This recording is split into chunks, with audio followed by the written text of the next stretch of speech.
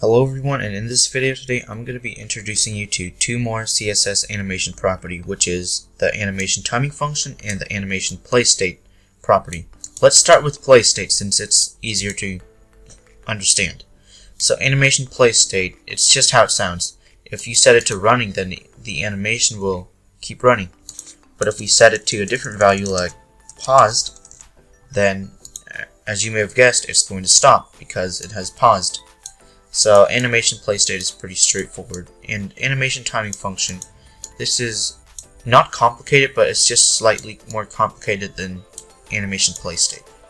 So animation timing function, it sets sort of the smoothness of your animation. So if you set it to linear, the animation will be smooth throughout. But let me change my animation play state to running so that we can actually see it in action. So now, as you can see, it's one smooth animation from start to finish. But if we did ease in, then it's going to start out slow and then gradually get faster over time. And ease out does the opposite. It's going to start out fast, as you can see, and then it slows down at the end.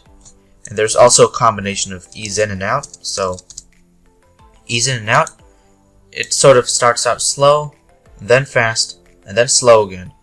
So that's what animation timing function does. And there's also other values for animation play state, but I don't really use these very much. I just use either running or paused. So let's just use running for now so that our animation is still running.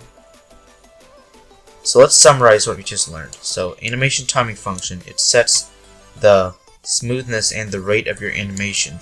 And the animation play state property, it depends on what you set the value of it to be. So if you set it to running, then the animation will start running. And if you set it to pause, then it will just stop. So that's basically what these two CSS animation properties are used for. Thanks for watching, and I'll see you in the next video.